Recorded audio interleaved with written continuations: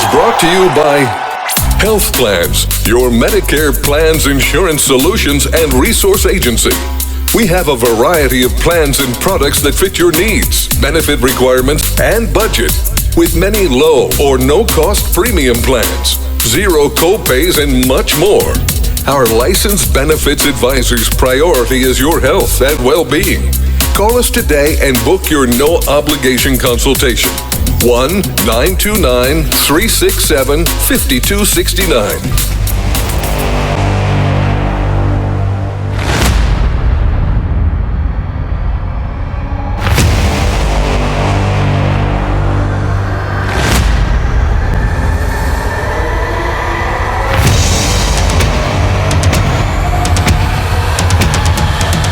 Folks, welcome back to the iHealth channel, iHealth Radio, with your host, Hurricane H. New day, new show, new topic, excellent topic.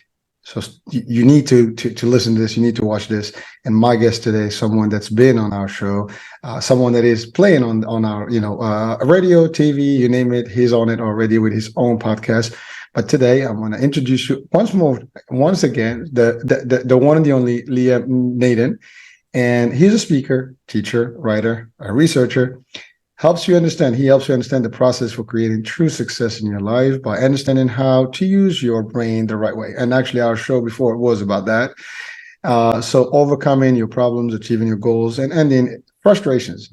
He's also an experienced marriage and relationships coach and author of a new book, and that's where we are today. We're bringing the new book to you, and the content of the book, and the message of the book, and the tools in the book. And before I announce actually the name of the book, he is also a host of a couple of podcasts that are available everywhere, also on iHealth Radio and the network, YouTube, you name it, he's out there, and it's really good. And today's topic is no other than marriage and counseling, as opposed to marriage counseling. So I love the title of the book. So Marriage and Counseling, the 6 commitments that heal and transform love without talking or working on the problems. So Liam teaches couples and individuals to do, as the book title suggests, achieve true happiness in their marriage or relationship by doing what works rather than focusing on what doesn't work. And we're going to talk about that today. And that's what we're going to talk about. That's it. So without any further ado, Liam, how are you, man? Long time no see. We've been in connection. I love your stuff. Today, it's a great day. Your book is out, I believe, right? We're ready for the big publishing here? We're in pre-release at the moment. So, all right. Yeah, so it's almost there. Yeah, that's it. Well, I mean, these are great moments, and it's a great achievement. And so I want to commend you and thank you and congratulate you at the same time for all the work that you do, and definitely for this achievement. And I know I've listened to your podcast, about marriage, and of course the brain piece, and how people can understand, how to function, in a different way, and really tap into that. And in the previous show, you've given us a whole new world of how to process our thoughts and how to work correctly and really operate in this world, because it's crazy, right? And today, we're going to talk about where a lot of people potentially struggle or try to maybe just do better. And again, we live in society. Marriage is part of life, and some people are single. They might eventually get into this particular situation. But you have been talking about this for years, and it led you to writing this book. And by the way, is this the first book that you've written about this? It's my first major book. I've written a number of smaller books which are on Kindle, but this is really bringing together a decade or more of my experience in working with people and seeing what works and what doesn't work. And I've called it Marriage Uncounseling because, unfortunately, marriage counseling, even though there's some wonderful people involved, but in counseling, most of the people who've come to me over the years, one of the first things they've said is, I tried counseling and it didn't work. And in fact, the statistics show there's up to an 80% failure rate for marriage counseling. So I thought I really want to get the record straight there about what does work, because it's crazy that we have this idea, like everybody thinks, well, I've got problems in my marriage or my relationship, I need to go and do some counseling. But it's not the right thing for most people, or for the majority of people, as the statistics show. So my whole mission over the last decade has been to show people what really works in relationships. And it turns out that it's quite different to what most people are doing. And that's why most people are struggling and having problems, sadly. Well, first of all, I mean, just the concept of marriage and relationships is very complex. And you're right. I mean, people have, they get together, they love each other, and then things start breaking out somehow. And I mean, it's crazy. I mean, you mentioned about 80% people going to counseling is not working, but in general, the divorce rate is just, off the roof, across the world right these days. It doesn't matter what culture, it doesn't matter where you are. I think that thing is just, keeping getting worse and worse and worse. Now I know you started this before. You started actually talking about these things and helping people and counseling and coaching people, not counseling, but helping them. And then really your strategy is different. And you've written, again, these little pieces of advice in the past, and you put it all in one true, like, almost, this is like the go-to book, right? It's like you want to learn how to prevent things eventually and not get into it, right? Not get into the problem where it's too late. Now you got to try to figure out how to patch things back. You're doing this in the long run. So let's break that down first. I mean, first of all, I love the word, the actual name, marriage and counseling. And it's like, you don't need counseling. You can do this, right? I mean, that's how I'm reading it right now. And it's difficult though. I mean, I'm married, and it's a relationship that you have to maintain. There's so much stuff that goes on. Sometimes I've been married 20 years, and sometimes people are like, how did you do it? There's a lot of work on both sides, right? I'm not just a picnic, and that's how it works. And so you have sometimes to, the two parties have to do a lot of work. But it's important to break down some of the reasons behind sometimes of the issues, what happened, to people, and why they get into a point where it's kind of too late. Hopefully today you'll guide us towards, like, how do we not even get there? And I think that is an important thing. It's like preventative everything. Like we talk preventative medicine, preventative mental health. This is preventative, relationship advice. So let's talk about that.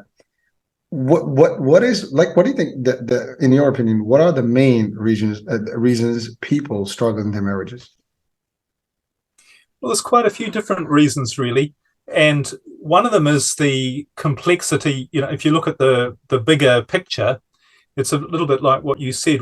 There's so much pressure on people now in their life in general.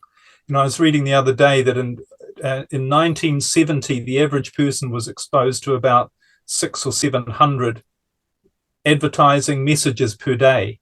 And the number now is up to between 6,000 and 10,000. So your brain is being bombarded. That's marketing messages per day.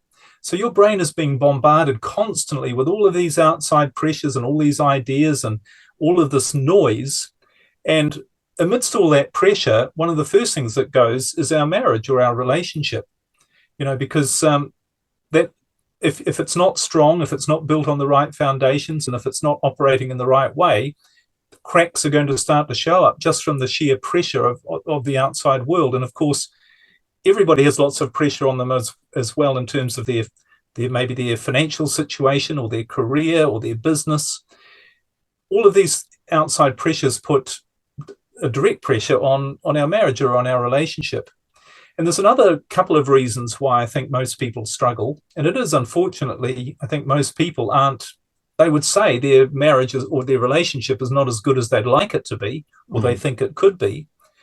And one of the other reasons, of course, is because of our expectation today of what a marriage actually is.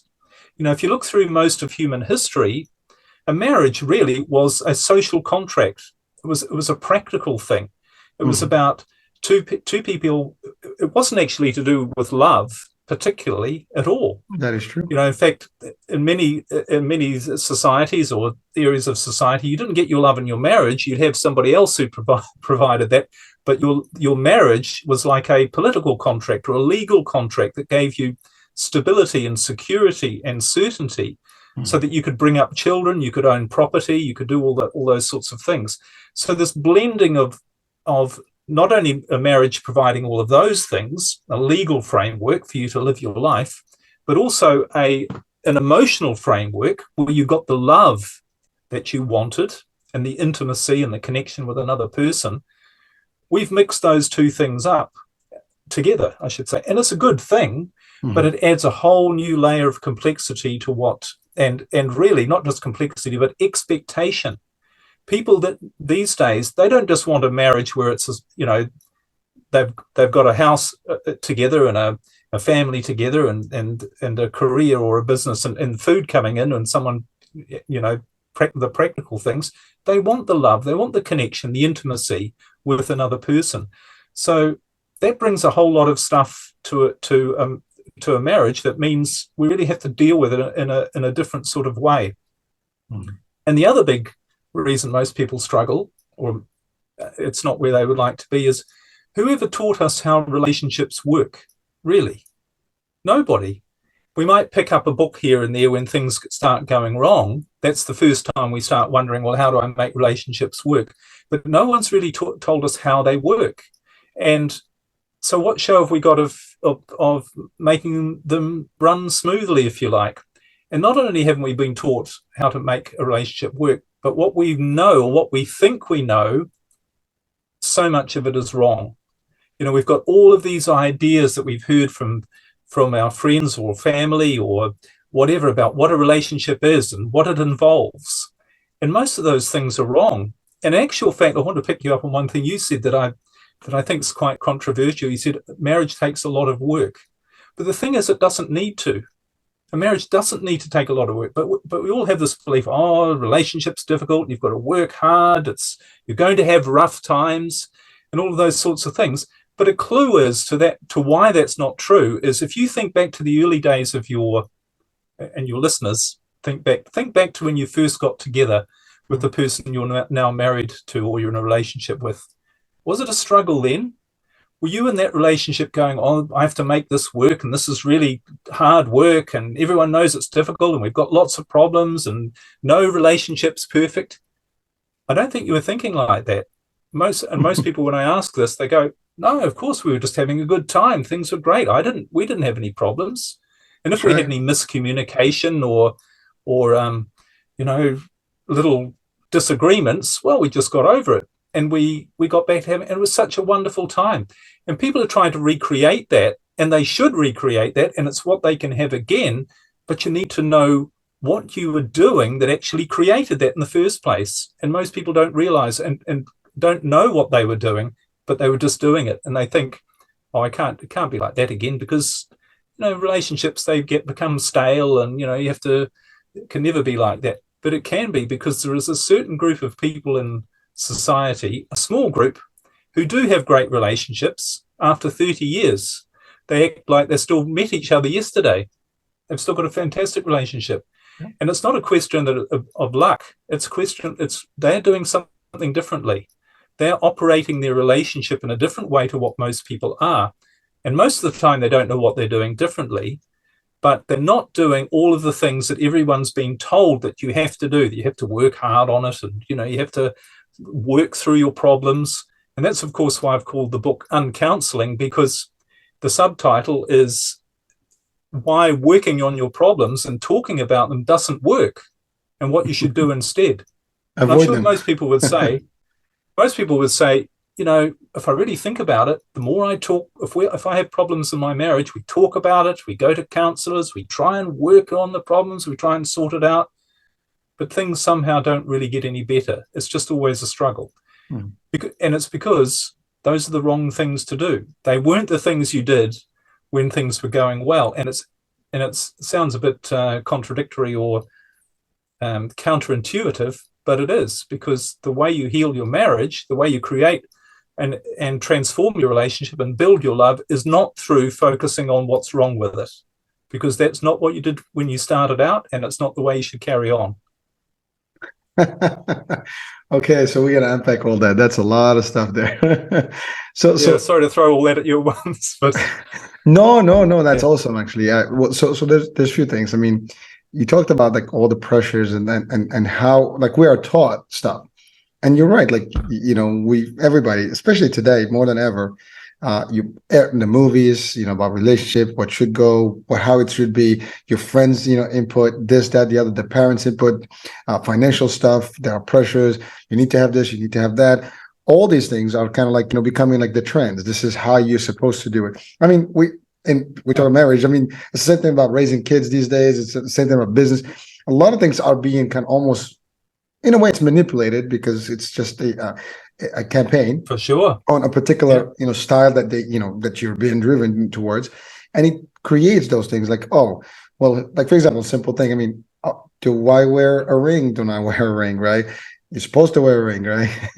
Who says you're supposed to wear it? It's a tradition. Why that tradition happened? Well, we got to make some industry happen, right? So there's some things. Yeah. Does that really, the ring made the commitment? You could take the ring and do all kind of crazy stuff, right? And that happens all the time. The ring is not really but it is part of what society knows today. And just an example, right? There's so many things. Now, I know you said when I said about the work, that you have to put in a relationship. The reason I said that is because the work doesn't have to be bad work. It's not like, it's your relationship. I mean, you said it the best. You're in love, you're having fun. And I'm not talking about, to your point, in history, it was not all, you can marry and then you kind of fall in love later. That's how most of if you did. I mean, that was in history, in all cultures, it was kind of like that kind of thing. It was just, to your point, is you marry because you have to be married.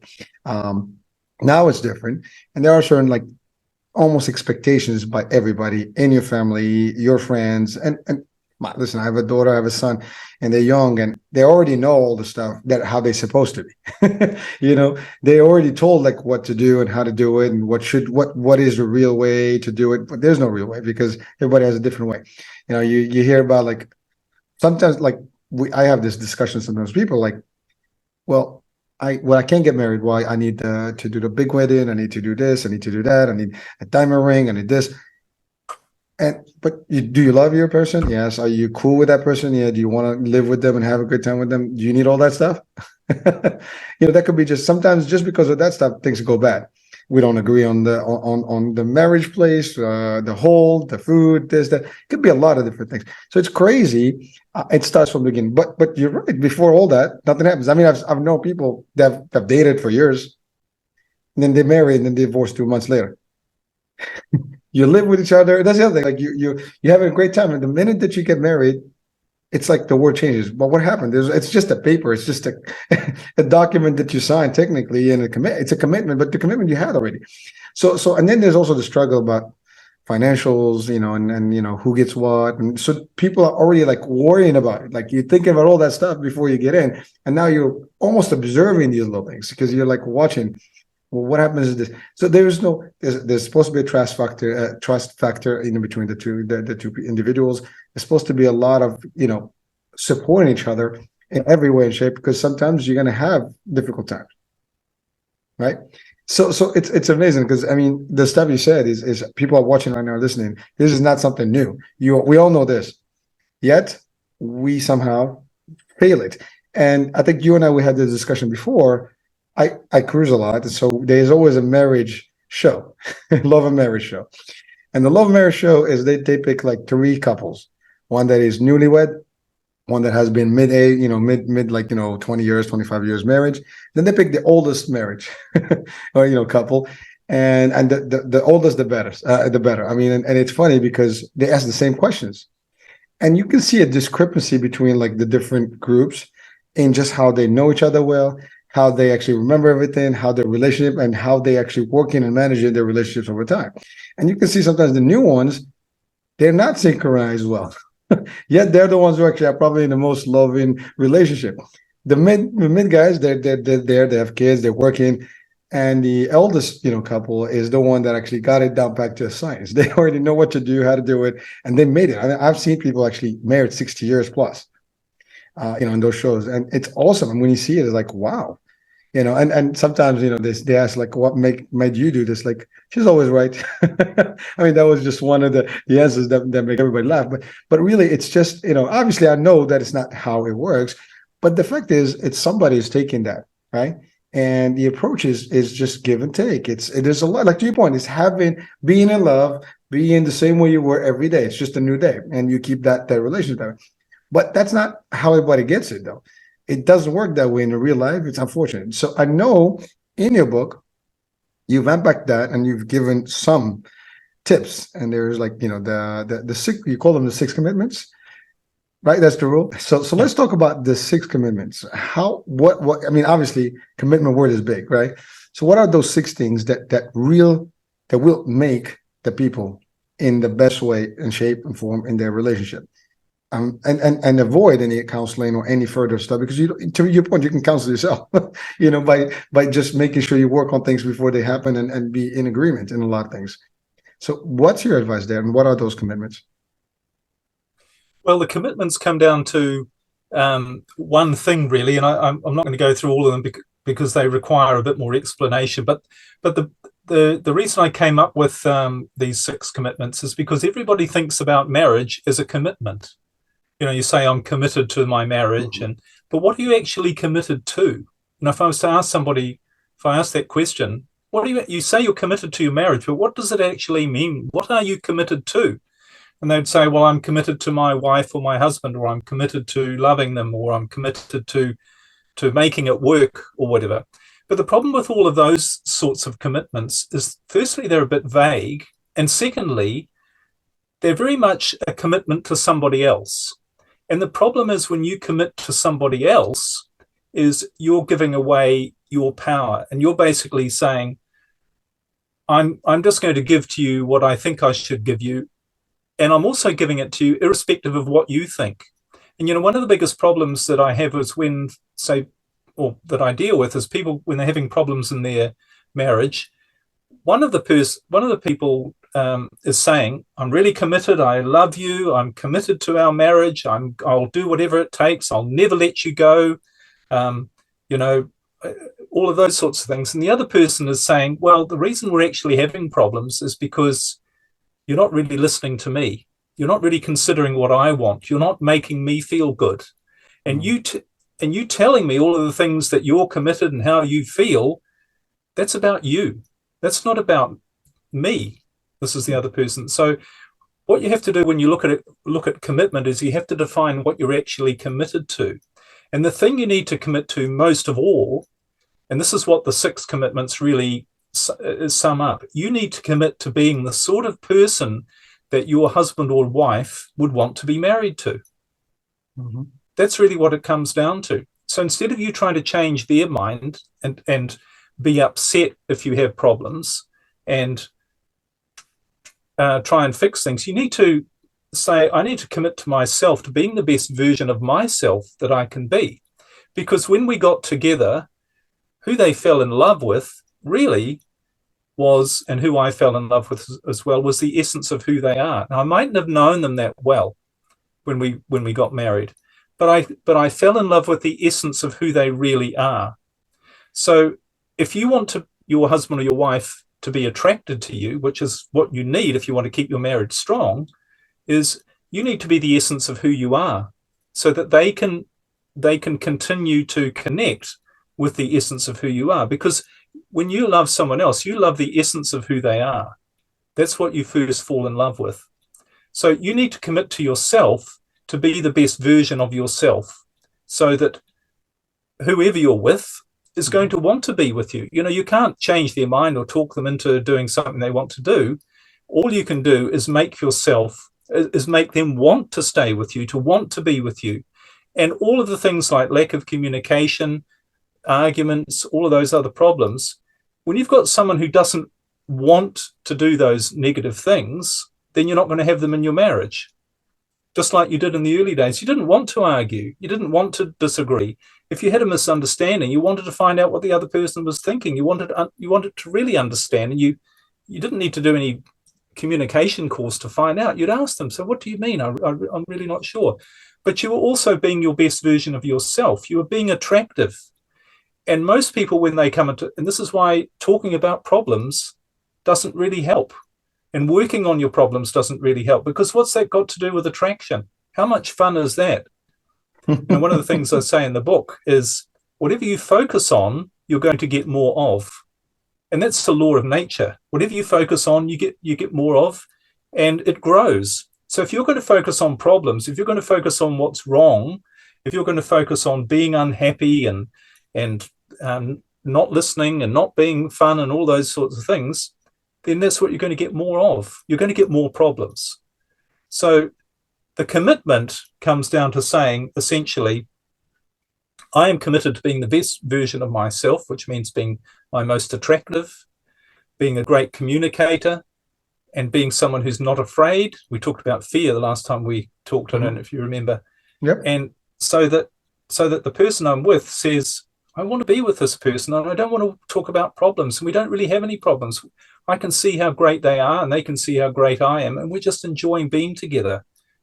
Problems are a distraction. We don't need to have them. So that's really what I think the main commitment people need to make. But we've never been taught about this, have we? We've never been taught about, we've all been taught, well, if you have a problem, you need to try and figure out the solution to that problem. And that's why most of the time that doesn't work, that approach. Wouldn't it be better if you could say, hey, we had a bit of a problem, or we had a miscommunication, or it doesn't matter. We still want to be with each other. We still love each other. Let's get on with it and have fun. It's a lot simpler. So Leanne, we talked about some of the factors that get people to this point, right? And all the influences. But maybe is there anything that in your, I guess, years of expertise here that you found that maybe people rush into marriage or relationships because they really didn't understand each other in the first place? I mean, maybe they meet each other, something was there, there's a spark, and maybe it's intimacy, whatever, and then they just like rush into it, and then they don't even understand each other well enough, and then therefore they're in a marriage, and now everything is built off really, there's no foundation, and then ultimately the rest of it is just, you can't build a skyscraper with no foundation. Everything's going to crumble. So, well, that's one of the things I talk about extensively in the book, is that you can't build a cathedral made out of straw in a swamp. I love that. You need to have the right foundations if you want to build something that is going to last. And the reason people rush into relationships, and it's not necessarily a bad thing. I mean, I think we have this idea, I've got a whole chapter in the book on mistakes, what mistakes actually are. Again, we've been taught all of the wrong things about what mistakes are. Mistakes are great. They're learning experiences. They're how you grow. They're how you become a better person. They're a gift. And I think one of the problems is it's not so much we rush into relationships and the pattern often is we rush into a relationship and we try to make it work. And the reason we do that is because we're afraid. We're afraid of losing this relationship with this person. And the only reason we're afraid of losing that relationship with that person is because we don't think that we deserve anything better, or that something else better might not come along. So we just grab this person. So what it's not about you don't know the other person, you don't know yourself. You don't know yourself well enough to say, I don't need to be afraid of, and I don't need to settle for less than what I really want. People say, oh, well, I married them because they were like 60% good enough. I thought, everyone knows relationships are hard and you have to work on it and they're not perfect. So this person's good enough, and if we have problems, we'll just overcome them. But it's all based on fear. They're afraid that, and there might be other reasons for their fear, that their family might say, well, you can't give up on this relationship. They might feel like they're a failure if they don't carry through with the relationship. But these are all fears and misunderstandings about who they are. If they thought, is this the right relationship for me? If it's not, there's a better one around the corner. I'll wait for that. And that's just the way it is. And if anyone else has a problem with that, about what I do, that's their problem. I'm not afraid of what other people think. So if people took that approach, then probably a lot of the relationships wouldn't get formed in the first place. Because you're right, a lot of my work with people has been, they come to me and say, I really want to fix this marriage. And it doesn't take me long to realize it's another one built on a swamp out of straw. And they've been trying to build something out of it for 30 years sometimes. It's just the wrong relationship. I've got a whole chapter in the book about how to know whether you're in the right relationship for a start. And most people don't understand how to do that. But it is all based on a fear. And this is the tragedy, is that when people are in the wrong relationship, firstly, they don't realize it. And secondly, they're too afraid to leave it because of all of the negative connotations to ending a relationship that have been created throughout society. As I say, about being a failure and something wrong with you. You didn't work hard enough, you gave up, and everyone knows marriage is for life and all of those sorts of things. And those sort of things don't really help people. But you can help yourself a lot if you work on yourself first to say, I'm not going to get myself in that situation. I don't need to get myself into that situation. I will wait for the right person, and I'll know who the right person is based on not just how I feel, but my knowledge of who I am myself, and therefore what I need in somebody else to complement me, to give me a happy relationship and a happy life. So Liam, Does thank you that for answer that. the question? Yeah, it does actually. But that takes me back to something you said. People don't understand themselves well enough to start with. So Yeah. what should someone watching right now, to look for? What would they look for right now in themselves to try to understand? I mean, because it's almost like you have to dig deep down and say, like, what are my cues, what I'm supposed to really be doing here, and so on and so forth. Are there any guidances that we can give people to actually just at least have them reflect to see whether they're correct, they're proper, they have the right, tools to actually even identify whether they can manage a relationship or not, what type of relationship and who that person might be? Okay, well, there's only really two things, or two main things, that you need to know. Firstly, what makes you feel good? What makes you feel good? What feelings do you like to have? Are you somebody who likes to be out there doing exciting things and with adrenaline pumping and variety, doing something new and different every day? Do you see yourself backpacking around South America and with a tin of baked beans, or whatever you call it over there? Are you that, or are you the sort of person who values security? You want safety, serenity. You'd rather be on a little plot of land somewhere growing some vegetables and having a couple of cows or some animals and just enjoying the same thing every day. Now, they're two extremes, but you have to know what feelings you want in your life and what sort of things give you those feelings, so that when somebody else comes along, they need to match they need to match your personality, or what we call values, what's important to you. And so many times that's not what happens. I know it's what's happened to me in the past. I've been in relationships with people who had completely different values. I'm the sort who wants to be out traveling and excited and doing something new every day. And I've been with people who didn't like that. And so that's the first thing you need to understand, is so that becomes like your filter. And when you really start to understand yourself and work to understand yourself a lot better, that filter becomes natural. You start to see people more clearly as to whether they really are suitable for you, rather than just being caught up with somebody else. And that comes to the second thing you need to know, and that is, what are your fears? What are you afraid of in your life? Are you afraid of not being loved? Are you afraid that you won't find the right person to have a relationship with? Are you afraid of what people might say if you do something? Are you afraid of uncertainty? Are you afraid of criticism? What are you afraid of? Because whatever you're afraid of is going to hold you back as well. And many times we enter into a relationship and even a marriage based on our fears. We talked about this earlier. I'm afraid that I've met this person and they're keen on me and I'm pretty keen on them, but if I don't carry through with this, I'll be criticized, or I'll be on my own and alone, and I'll never find somebody else, and I'll feel a failure, and other people will tell me I'm a failure. So you need to know what all those fears are in advance, and what you really need to do is start working on eliminating them. And I've got a whole chapter on the book which has got a process on how to identify your fears and really get rid of them. Because if you operate based on fear, we talked about this in terms of how the brain works last time, but if you operate on fear, you're just going to be doing the wrong things. And that accounts for I'd say 99% of the struggle that people face in their life, including their marriage, is because they're afraid of the consequences of what might happen. And so those two things: know who you are, know what's important to you, really work that out in advance. And secondly, say, what am I afraid of that's preventing me from just allowing the right person to show up in my life and allowing my life to unfold in the right way, and knowing that everything's going to be great, and pursuing my goals, pursuing my dreams, pursuing what I want to do, rather than worrying about what other people think, or what I think, or what might go wrong, or what expectations I should have. Well, thank you, Liam. But so let's say someone listening to you right now. I mean, I'm an worker myself. Great. I know my values, and I need to find someone with the same values, right? Got to be a perfect match.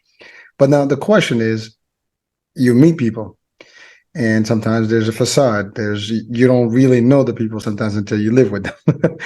So how do you kind of counteract that? Like, how do you work against that? Because you're not going to see that. I mean, is there something to like a probe system that you can do a discovery kind of concept? I mean, I know people date sometimes, but even if you date, you're not gonna potentially know what to look for because people can be deceptive sometimes, and or without any reason. They may not be intentionally deceptive. They just, they're showing like everybody's looking good the first time, right?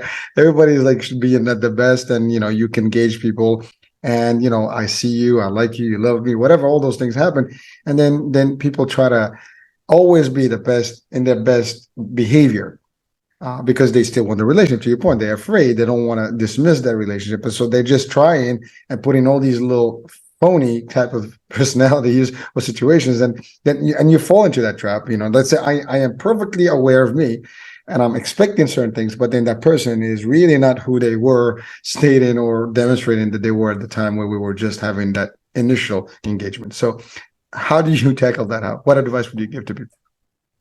Well, again, you've got to dig in under the hood, down to the foundations, and say what's causing that behavior. And it all comes down to fear. Because what's going on, when you're in a relationship and you go, oops, I wasn't aware of this person's, now that I'm getting to know them a bit better, there's things I don't like about them, and there's things I'd like to change. So the question is, if you look at that relationship, what is stopping you from saying, is this the right relationship for me or not? Asking that question and being honest with yourself. And what's preventing you from saying and looking at that person and saying, look, we've been together 6 months, we're married, we've been together 3 years, we've been together 5 minutes, whatever it is. I don't think this is working for me. I don't think this is the right relationship. I understand now a bit better about who you are, and a bit better than I am, and being completely honest, this isn't the right relationship. So what we need to do is end it. Now, what would prevent you from doing that? Fear. You're worried. Oh, I can't do that. What would people think? What would happen to my finances? What would happen to all of this? So, and I'm not talking about just giving up on a relationship when you have a little misunderstanding, but people know, or they should know, if they do this work on themselves about understanding who they are, which is why it's so important, whether that you'll start to become much more aware of whether your life situation is really right for you. And that can be not only in your marriage, it can be in your career or your business or in anything else you're doing. You start to, coming back to my other work, using your brain the right way, getting a different awareness that this is not the right situation for me. I need to end it. No hard feelings. It's just the way it is. The only thing stopping you from doing that is fear, as I say. But that is the right decision, or it could be the right decision. If deep in your heart, you're in the wrong relationship, and you can only really uncover that when you start to do some work and start to get rid of your fears. When you know that, then the right thing to do is end that relationship. And one of the really interesting things that I found, because a bit like that TV program you were talking about, I've done a lot of study myself on what's the difference between people in a great relationship and people who are struggling in a relationship. And the people who are in a great relationship, one of the things I noticed, and generally it's subconscious, or it's almost always subconscious, they don't have a fear about that relationship. It's almost like they're there they are there because they want to be. And they have a degree of self-confidence and self-knowledge to say, I love being in this relationship, but if we woke up one day, or if my husband or my wife woke up one day and said, look, this is no longer right for me, I'm sorry, I'd go, okay, well, if it's no longer right, it's no longer right. And it's meant to be. It's meant to be that we end this relationship now, and I'll move on to another one, and I'll find someone better, and I'll view this whole experience of being with this person as a wonderful gift and a wonderful time in my life. So there's no expectation, and that doesn't mean they would, as I say, they drop the relationship at the instant something happens. It's the opposite, because when you're in a relationship because you really love being there and you're not afraid of being yourself, that's exactly who you are. You are yourself. You're not afraid to express yourself and how you feel. You're not worried about upsetting the other person. You're not worried about making a mistake. You're not worried about doing the wrong thing. And what happens then? You have a great life and you're happy. And when you are having a great life and you're happy, what are you? You're super attractive to your husband or your wife. So the people in great relationships, they do this automatically. They have this almost an unspoken feeling that we're here because we want to be, but hey, if at any time in the future it's not working, well, we can move on. And ironically, that brings much greater commitment to that relationship because they're there fully in that relationship. They're there because they love it.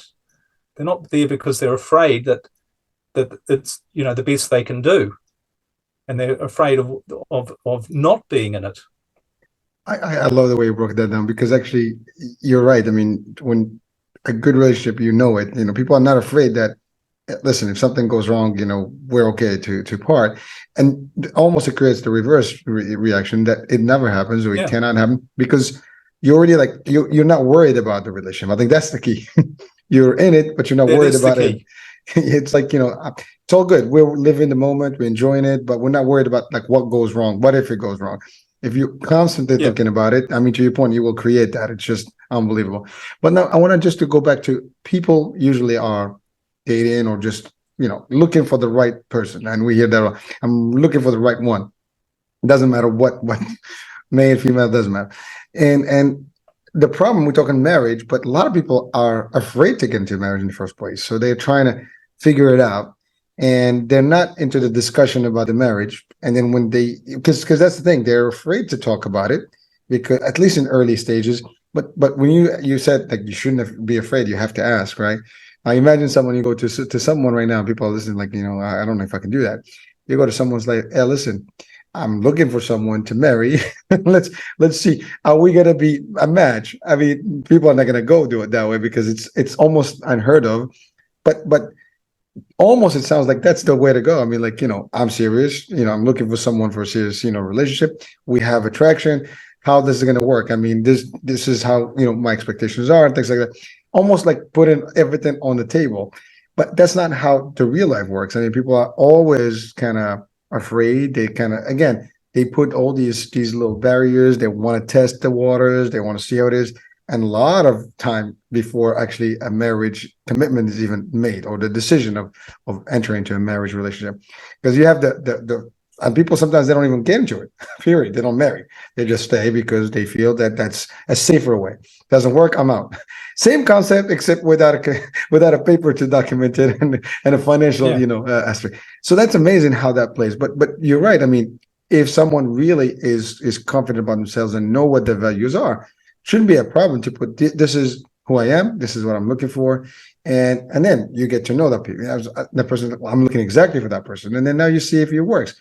And frankly, the way I see it is that people enter a relationship, and it evolves. The relationship really evolves. And then you'll find yourself to a point where, especially if it works, you'll find yourself like you're almost thinking the same. I can think you finish the thought and that kind of thing. That's that's how it winds up. At least in my experience, that's the concept. And it's ideal. And again, by the way, I'm talking to someone who's like, well, maybe it works for you. I am on my third marriage, just so people know that, you know, but 20 years and the third one. So I can tell you something went right eventually. But the idea is but you know what I mean? So yes, I mean, so for someone that's like, well, who you guys talking about this? What do you know about this? We know a few tricks. I mean, at least in my experience, I tell people like, I'm on third one. Oh, really? Yeah, well, third one is the charm, as we say, right? You know, but it works. And it's not about that. It's really just about finding someone that you actually have not only chemistry, but the idea that, you know, I can see the expectation of the person. I know what they need, what ticks, what doesn't, and stuff like that. And it kind of almost becomes like you become a one unit, literally. And that's not an easy thing, but it works. And to your point, the first thing is that you're not worried that it's going to end. You don't even think about that, but then you're willing and ready that if it happens, it's going to happen. You're not going to do anything about it, so then that's kind of removed from the equation. And so what would you tell to people before, when they're in that discovery phase, you know, to like really put it down on the table, like, you know, hey, I know, like I discovered my values. Is there a way to actually break that down to your other counterpart?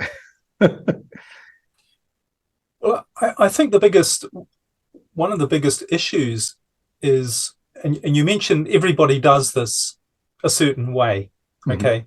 And I think part of the problem, one of the major problems we have in society, is that everybody because everybody is doing something in a particular way, we all think that must be the right way. You know, it doesn't, and it's not just marriage and relationships. It's finances. It's your career. You know, things like goal setting. We talked a little bit last time about goal setting, but it's really interesting. If you go the average personal development seminar, where people go to learn how to make money or whatever, the success rate, the acknowledged success rate, is between 2 and 3%. In other words, 2 to 3% of people who do goal setting and personal development succeed in achieving their goals. Now, you'd have to say, you know, if you went to a heart surgeon and said, "What's your success rate for heart operations?" and he said 2%, you're going to say, "Well, you're a useless heart surgeon, aren't you?" And you say, "But, you know, that's the industry standard." You say, "Well, there's something very wrong with heart surgery. It's completely down the wrong track if there's only a 2% success rate. We've got to try and fix that. We've got to try and do something differently." But when it comes to relationships or our career or anything else, we just say, well, even though there's a vast majority of people aren't succeeding, they aren't getting what they want, whatever they're saying still must be right. But it just doesn't make any sense, does it? So I think we need to, and this is what I'm trying to do in the book and what I've been trying to do in my own podcast and my coaching programs that I've been doing for the last decade plus, is try and show people that just because everybody says something's a certain way, if it doesn't work, then it's pointless. You've got to find out what does work. And one of the things to really come back to your question about how do you know, you're getting into a relationship and what do you do and how do you figure out whether it's the right one? You need to take away that whole question as to really, is this the right one? Because what you're trying to do is you're trying to figure it all out with incomplete information. And it's a bit like trying to set a goal and saying where you want to be in 5 years. And you have no idea where you want to be in 5 years. And where you're going to be is probably somewhere completely different to where you think you're going to be. But it's the same with a relationship. Instead of trying to figure it all out in advance, what you need to do is work on yourself and say, I need to understand who I am, what I really want out of my life, and what fears are stopping me from being myself. Now, if you just put your focus on that, one of the things you do when you get rid of the fear of being yourself is that you allow yourself to act in a free way. So you don't go into anything worrying about, is this the right decision? Have I got all the facts right? Have I analyzed everything? I need to make sure this is the right decision. You trust yourself because you know that things are going to work out the right way, because you don't have a fear about what's going to happen, about things going wrong. So you just go, and it doesn't mean you go blindly into things. Quite the opposite. That means you hold back and say, well, I don't think this is quite right just yet. So we'll just have fun. Maybe we'll move in together, or maybe we'll see each other or whatever. We don't need to get married and whatever it is, because here's the other thing. There is no standard formula or what a marriage needs to look like. Everybody's different. Everybody has a different relationship. Everybody has different rules. And you can have your own rules. You don't need to live by the rules of what society says, which is you have to do this and you always have to smile and you have to last till the end of your life being married to this person and all these things. These are all just ideas that we've been given, expectations, which if from a marketer's point of view, you mentioned right at the beginning is a great way to keep people feeling unhappy, because you can never live up to all these other expectations. You can only create your own expectations as you go along. So instead of having the only expectation you should really have is, I'm going to do the right thing in my life, even though sometimes it might be a mistake, it'll still be the right thing. And my life's going to turn out fine, and I am going to meet the right people. And if this person turns out to be the wrong person, then they're just a stepping stone on the way to finding the right person. We need to get away from this idea in general, and this is what my broader work about the brain is as well, of relying on our thinking brain to try and figure out for us what our life should look like. And it'll never do that. And it's the same with relationships. And that's why when you get into a relationship and you think you've figured it all out, but what are you really doing when you're figuring it out? You're worried. The only reason you're trying to figure it out is because you're afraid that you might make a mistake. But if you know yourself and you know, yeah, these are my values, does this feel right? Well, it might feel right today, but it might not feel right tomorrow. That's okay. So you can enter into that relationship and you can work on it. And if it doesn't work, then you move on to something else. And one thing I say to people is, do you feel, if you know somebody who's in a job, or have you been in a job and it didn't work out? Now, what did you say to yourself when it didn't work out? Did you say, oh, it's all my fault, this job didn't work out. I needed to work harder. I needed to try harder. I needed to learn a whole lot of new things. I needed to put up with a lot of it and just accept it.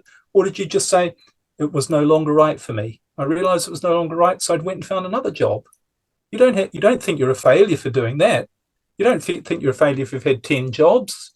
It's just each job felt like the right one at the time, but it turned out that it wasn't. And then you learn from it and you move on to the next one until you found the right one. And we need to have that view, really, with relationships. Get away from this whole idea that every relationship has to last for 50 years till the end of our life, that every time we meet someone and we commit to them, that's for life, And if anything less than that, we're a failure. And everyone's going to criticize us and we're going to feel bad. And life will be bad for us if this relationship isn't the one, if this one doesn't work out. But who came up with that idea? It's not, I didn't see it written down in any, law of nature to be like that. It's just an idea, a construct in our mind that we think this is the way it needs to be. But why? It doesn't need to be that way. So that's all, again, taking away from these fears. So as I say, this doesn't mean you jump into a relationship, because when you do that, you are acting out of fear. You're hoping it'll work. But you can step back and say, maybe I need to go a bit more slowly, or maybe we'll not see each other for a while, or whatever it is. Not to put so much pressure on yourself to make it be the one that has to work. Thank you, Liam. I mean, that answers it, and I think that is the key to making it, because it's amazing how we have been conditioned. I think that's the key word here, is that the conditioning of society, of expectations, of almost like pressure that you have in from all over the angle. And so therefore you have to be in a certain way and almost sacrifice your own way just to satisfy everybody else's. And I think that is an issue. And to your point, I mean, I love what you said about it's all about you and making sure that and the analogy that you made about work is excellent, because we all have those examples in our lives where the job is not for me, you move on. And you don't need to stress, there's always going to be a better opportunity, and maybe that's the one that's going to last forever. And again, and no shame in the game in that case, right? And so, and again, even religiously, divorce is acceptable. In most of the religions, there's no frown about it. It is permissible, and it's not the one that you want. But to your point, if you enter in some engaged contract, and all like just business contracts, right? You enter contract, there's a clause to actually terminate the contract whenever. I mean, there's a time frame, and then you can actually get out of that contract. So it is an important piece. Now, everything that you mentioned is on your book. It is coming up in the pre-published concept right now. It should be available. When do we should expect the book to come up? Well, I'm not sure, but I actually have a website called marriageuncounseling.com. If people go to that, you can actually sign up and you'll be notified when the book will be released. But it's not too far away. But that's probably the best way to, if people are interested in reading the book, which I think is pretty interesting. Well, it is. They can go to marriageuncounseling.com, and I'll just let them know when it's going to be coming out. And I'll also be, as a pre-release, I'm going to be releasing a few interesting little bonuses with the book as well, which I'm still working on to really embellish and enhance and deepen the understanding of the ideas in the book. So I think people will find those interesting too. All right, we're looking forward to it, and I will put the link into the description of the show so people can actually go and get all the preview, as well as the potential to know when this whole thing's going to happen, and look for it. I mean, it is a book. I mean, at best, it's good to read and get some good insights to see like how your current position, whether you're married, I guess, or not, it's still going to help you. If you're not married, I think that's going to help you decide. If you're married, it may help you actually, resolve anything and just move on and be happy, whether with or without. And I think that's going to change the whole dynamics. So that's it. Any last advice for our audiences today? No, I mean, I think one of the things about a relationship and a marriage is that it should be a place where you can be the best that you can be. That's the purpose of a relationship. And rather than be a place full of pressure and stress and problems, it should be the sanctuary in your life where you can retreat to, if you like, away. It should be the one place in your life that doesn't have stress and problems, that you can be with somebody who loves you for who you are, and you love somebody else for who they are, and you can blossom and be the best version of yourself. And that is not only the beauty of a relationship with someone else, or an intimate relationship, it's the purpose of it, is to make you a better version of yourself.